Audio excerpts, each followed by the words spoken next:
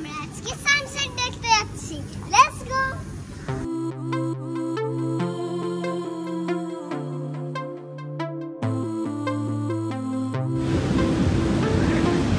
High বন্ধুরা, আমরা চলে এসেছি অঞ্জনা বিচে। এবারে সানসেট হবে, আমরা দেখে চলে যাব। Let's go. Bye bye.